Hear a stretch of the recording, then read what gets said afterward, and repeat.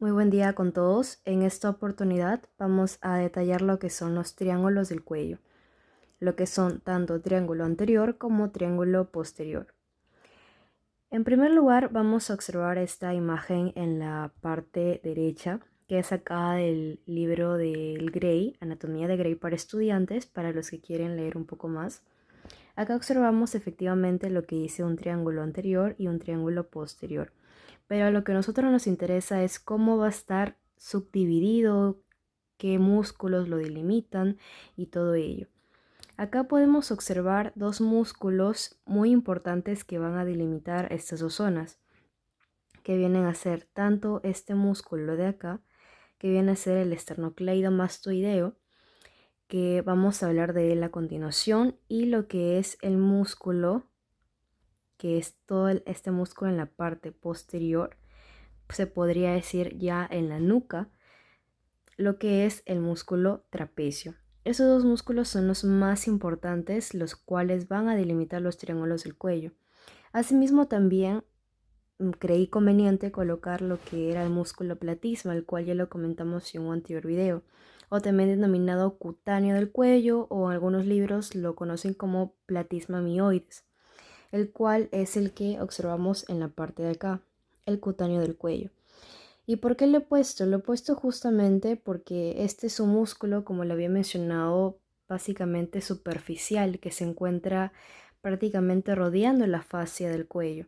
Y este se va a encontrar encima a estos triángulos del cuello, tanto anterior como posterior. Se podría decir que es una capita que habíamos dicho que se inserta en todos los músculos mímicos de la cara, se podría decir por esa parte de la mandíbula, hasta la región por debajo de la clavícula. Entonces se podría decir que es como una capa que recubre todos estos triángulos del cuello. Entonces, cuando ya haya quedado bastante claro toda esta parte de la delimitación y todo ello, ya vamos a pasar a hablar específicamente de cada uno. Primero vamos a hablar sobre las inserciones de estos músculos importantes, tanto el esternocleidomastoideo como les he mencionado, así como el músculo trapecio, para más o menos ubicarnos y darnos una idea para cuando después profundicemos.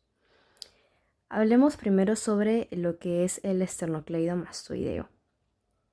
Este es un músculo clave del cuello, el cual va a delimitar principalmente toda la parte, se podría decir, anterior del cuello. Se va a insertar específicamente en su origen en dos zonas. Va a tener una cabeza o un fascículo external, como su nombre lo dice, que se va a insertar en el esternón, específicamente en lo que es el manubrio. Hay que recordar que el esternón tenía tanto un manubrio, que era algo así, que se podría decir que era como su cabecita, un cuerpo e incluso terminaba en una apófisis y foides. Algo así. Entonces la cabeza external se va a insertar justamente en este manubrio del esternón. Luego tenemos la otra cabeza o fascículo que viene a ser el clavicular, el cual se va a insertar en un tercio medio de la clavícula, específicamente su cara superior.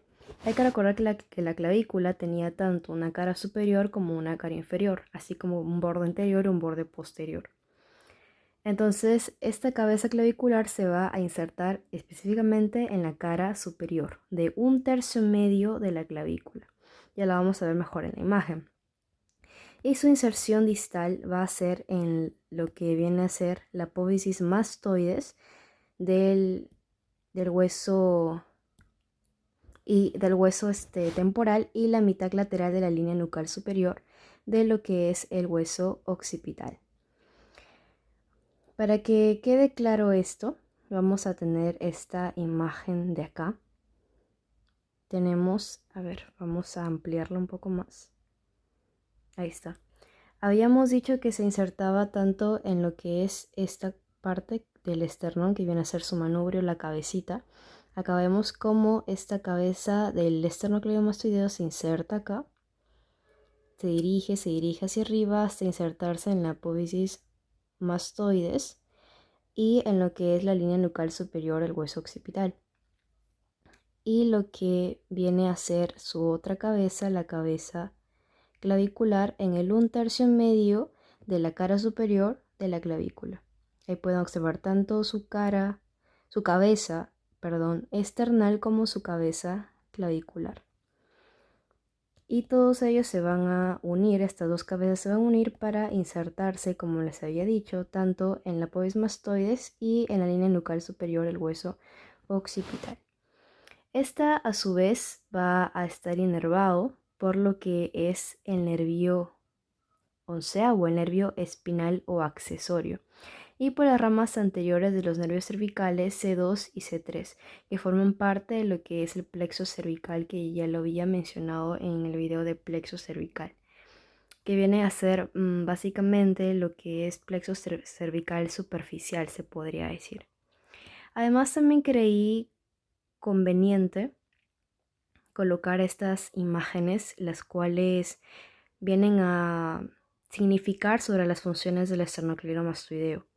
Tenemos esta primera función que viene a ser la función de flexión hacia adelante, la cual pues la podemos más que nada percibir, por ejemplo, cuando estamos echaditos en una posición de decúbito dorsal.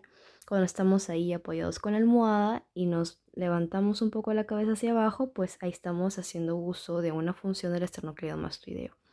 Otra función es la extensión, cuando llevamos la carita hacia la parte de atrás. Y otra función viene a ser una flexión, pero contralateral o simplemente rotación de la cabeza, como lo pueden observar en la tercera imagen. Entonces, estas vienen a ser se podría decir, tres funciones principales del esternocleidomastoideo. Continuando con el segundo músculo más importante para delimitar los triángulos del cuello, tenemos al trapecio.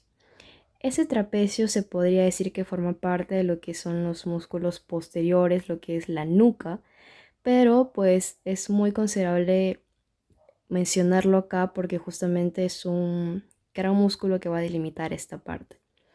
Entonces vamos a ver que ese trapecio tiene tanto inserciones mediales como inserciones laterales.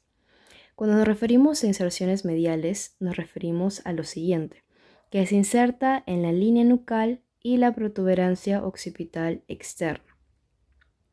Cuando nos referimos a línea nucal y protuberancia occipital externa, nos referimos específicamente al hueso occipital. Para esto consideré importante colocar esta imagen del hueso occipital que es sacada de Laterjet para poder mencionar estas partes generales, como un recordaros. Acá tenemos al clásico foramen magno o agujero magno del hueso occipital. Esta viene a ser una visión posterior e inferior del hueso occipital. Acá tenemos esta tuberosidad que sobresale en este hueso, que viene a ser la clásica protuberancia occipital externa. Además tenemos que existen dos líneas nucales, una línea nucal superior y una línea nucal inferior. En esta línea nucal superior, ¿se acuerdan que les había dicho que se insertaba el esternocleidomastoideo? Entonces también en esta parte es donde se va a insertar el músculo trapecio. Entonces espero que con esta parte haya quedado claro más o menos y se hagan una idea de dónde es que se inserta. Además se va a insertar en el vértice de las apófisis espinosas. Recuerden que esta era la parte posterior de una vértebra, la espinita de la vértebra. Tanto cervicales, todas las 7 cervicales, y torácicas, pero hasta la torácica número 10. No llega hasta la 12, solo hasta la torácica 10. Asimismo en el ligamento nucal. Este ligamento nucal no es más que, se podría decir, como una laminita que se va a insertar en este vértice de todas estas vértebras que les acabo de mencionar. Entonces acá observamos una imagen del néter, vemos todas las inserciones mediales en todas esas apófisis espinosas, cervicales y torácicas hasta la 10 y se inserta hasta la protuberancia occipital externa del occipital y la línea nucal. Y si hablamos de lo que son ya inserciones laterales, se va a insertar tanto en el borde posterior del 1/3 lateral de la clavícula. La clavícula habíamos dicho que tenía tanto un borde anterior como un borde posterior. Y es en el borde posterior de la clavícula donde se va a insertar. Esto no se puede observar en esta imagen del néter ya que es una visión posterior, pero lo vamos a ver mejor en una visión anterior cuando abramos el atlas, que ahí se va a observar mejor. Asimismo, se va a insertar en la parte de la clavícula en el omóplato o la escápula, específicamente en su acromion y en el labio superior de la cresta espinomoplática o de la espina del omóplato. Eso sí lo podemos observar acá. Acá observamos toda esta cresta espinomoplática, parte del omóplato, y es en el labio superior donde pues se va a insertar parte de este trapecio. Ahora sí vamos a abrir mejor el atlas para que me puedan entender mucho mejor esta parte. Acá tenemos el atlas y acá observamos lo que es el trapecio. Entonces habíamos dicho que este trapecio se va a insertar tanto en lo que es la línea nucal, la parte de acá, y parte de la protuberancia occipital externa. Asimismo en el vértice de todas esas apófisis espinosas, de las 7 cervicales y hasta la torácica número 10.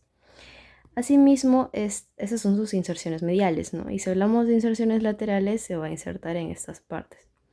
Para esto vamos a ocultar el platismo, el cual les había dicho que era un músculo superficial, como acá pueden observar claramente que está recubriendo los triángulos del cuello. Entonces vamos a ocultarlo para que se observe mejor la inserción del trapecio. Y ahí está. Ahí tenemos. Entonces este trapecio se va a insertar en el borde posterior, como observan acá, borde posterior del 1/3 lateral de la clavícula. La clavícula va a tener tanto 1/3 lateral, 1/3 medio y 1/3 medial. Entonces es en este 1/3 lateral en donde pues se va a insertar ese trapecio. Asimismo en el acromion, que es esta parte que sobresale del omóplato, y en el labio superior, esta parte de acá, de su espina o cresta espinomoplática. Ahí se observan mucho mejor las inserciones, como para que ya se quiten todas las dudas.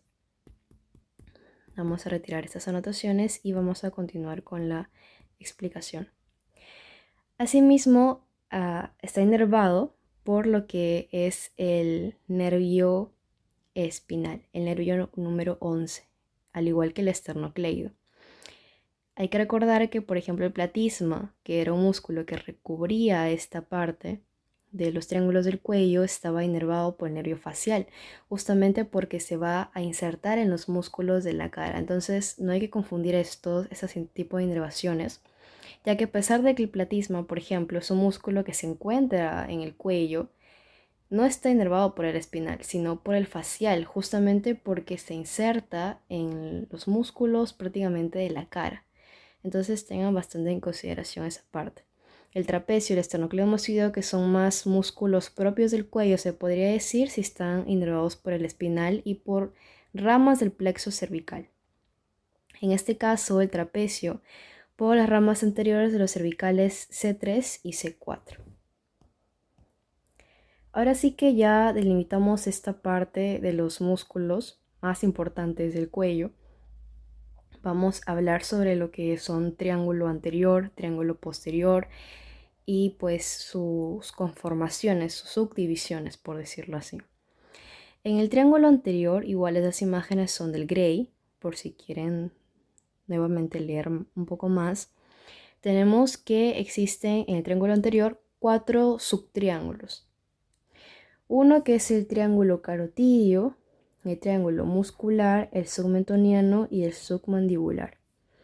El carotidio viene a ser ese triángulo que observamos en la parte de acá. A ver, vamos a acercar más esta imagen. Acá está. El carotidio. Primero hay que delimitar cuál es el triángulo anterior.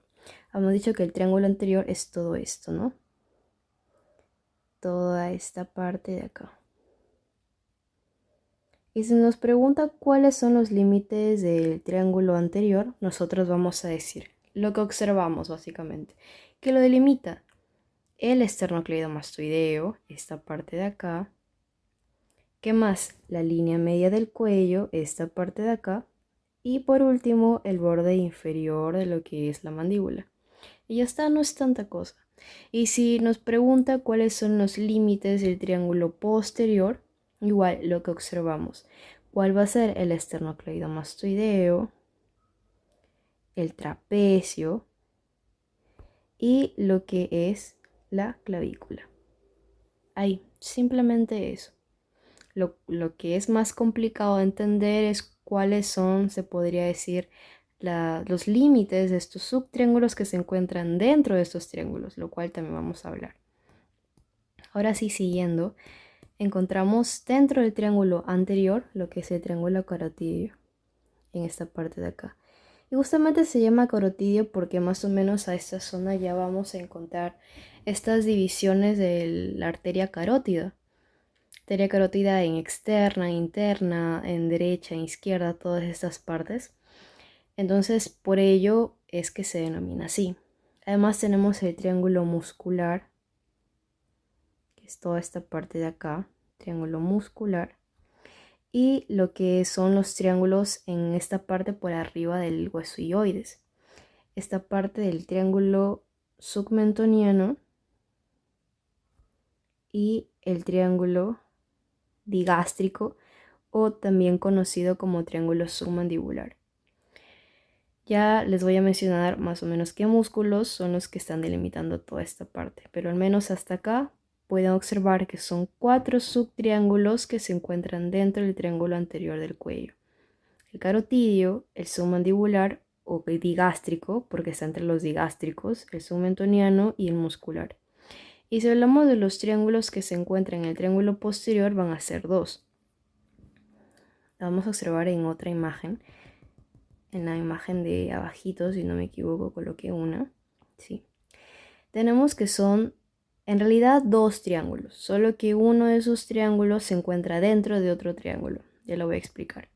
Tenemos el triángulo occipital y el supraclavicular justamente porque está arriba de la clavícula, o también llamado subclavio o homoclavicular.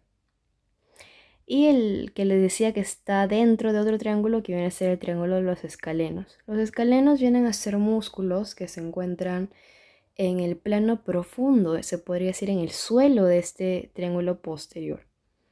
Pero forma como un triángulo, que son 3 escalenos en total, el anterior, el medio, posterior, forman como un triángulo, por eso se le denomina así triángulo de escalenos, que se encuentran dentro del triángulo occipital, a excepción del escaleno anterior que forma parte del triángulo supraclavicular, pero el punto es que ese triángulo se encuentra dentro de este triángulo posterior, pero profundamente.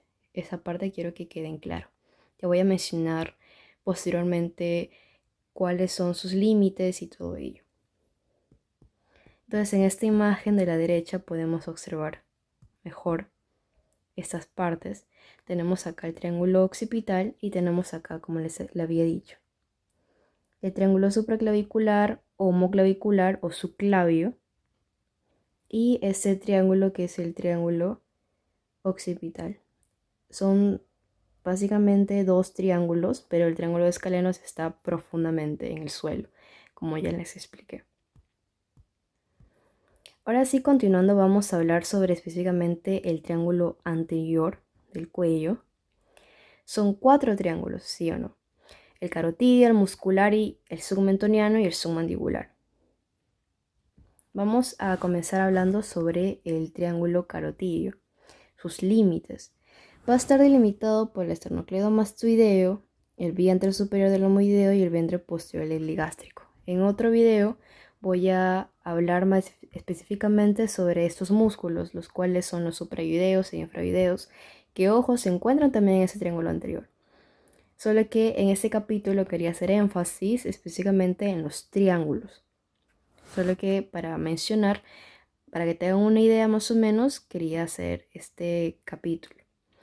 Entonces tenemos estas 3 límites. Recuerden, el esternocleidomastoideo, el vientre superior del homoideo, ya que son 2 vientres, uno superior y uno inferior, y el vientre posterior ligástrico, ya que existe un vientre anterior y un vientre posterior. Para que no se me confunda, tenemos una imagen acá abajo.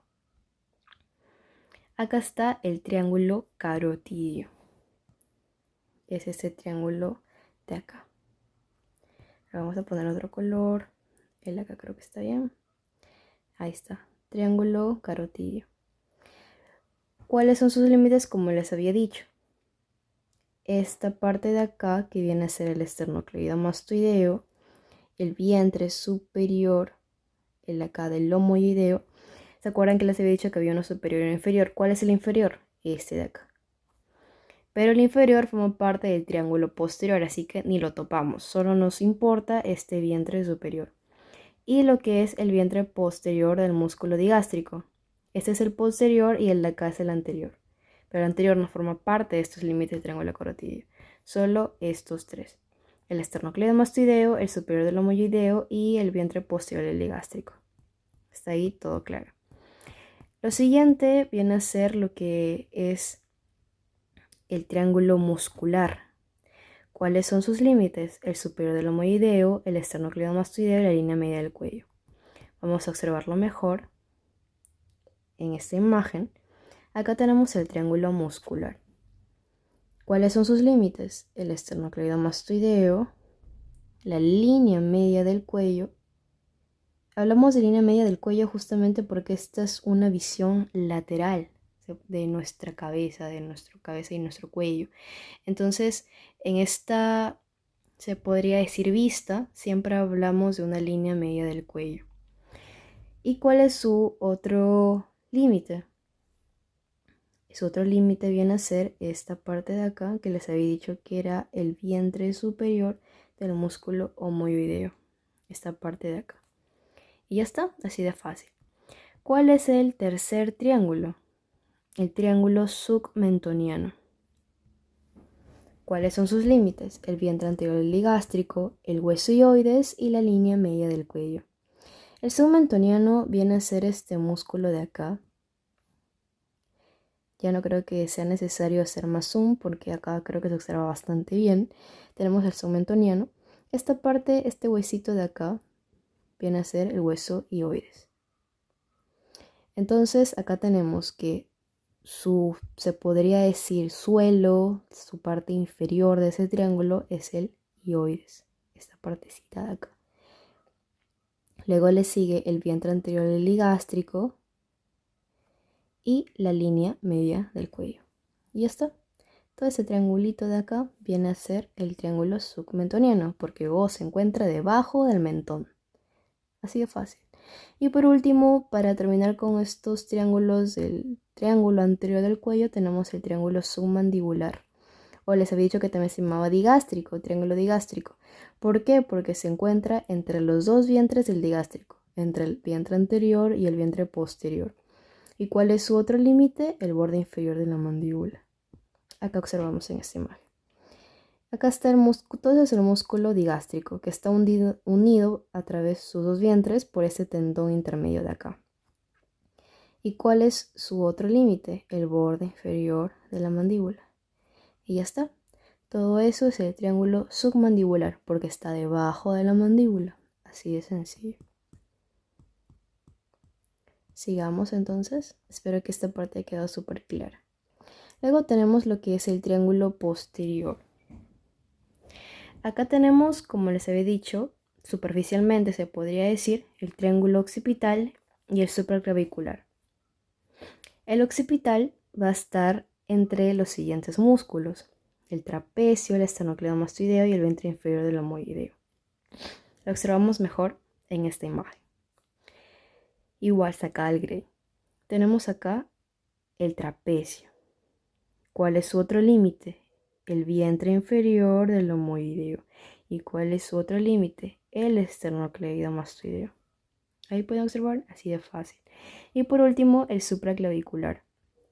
El triángulo supraclavicular, como les he dicho también homoclavicular o subclavio.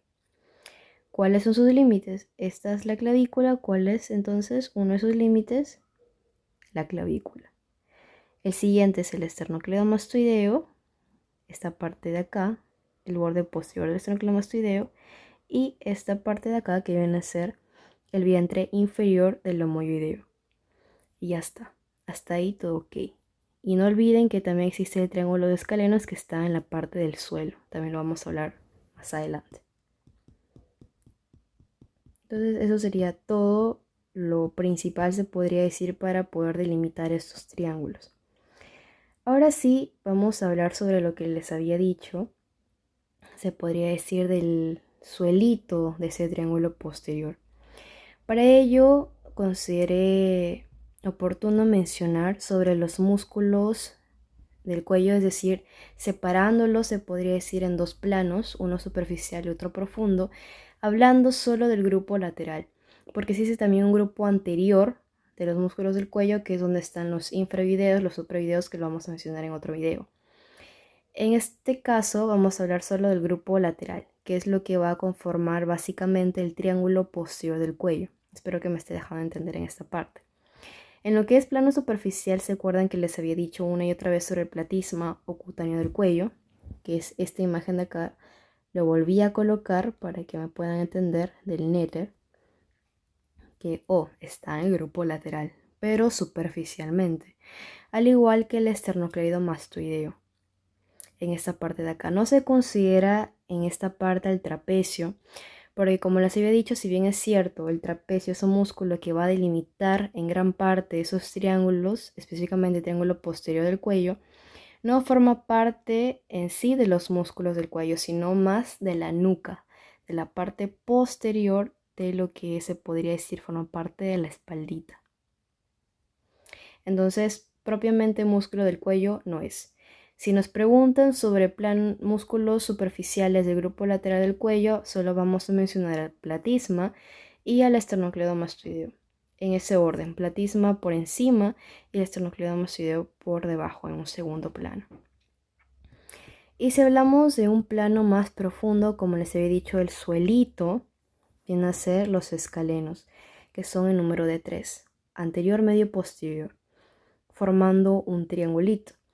Además también encontramos otros músculos en esta parte, como son por ejemplo el recto lateral de la cabeza, el esplenio de la cabeza, que también se observa en esta parte, el elevador, la escápula, que pues también forman parte, ¿no? Pero en esta parte consideré importante mencionar los escalenos, ya que suelen ser muy preguntados. Entonces vamos a hablar sobre los escalenos. Acá tenemos al escaleno tanto anterior, medio y posterior. El escaleno anterior, ¿cuáles van a ser sus límites? O sus orígenes, mejor dicho. Va a ser el anterior en la apófisis transversa, de la C3 a la C6. Igual ya lo vamos a ver mejor también en el atlas para que sea más comprensible. Y su inserción va a ser en la primera costilla. El escaleno medio en la apófisis transversa C2 a C7 y en la inserción en la primera costilla. El posterior en la apófisis transversa C4 a C6 y en la segunda costilla. ¿Ven la diferencia? Todos se insertan los tres escalenos, todos en las apófisis transversas de las cervicales. Y el anterior y el medio en la primera costilla y el posterior en la segunda costilla.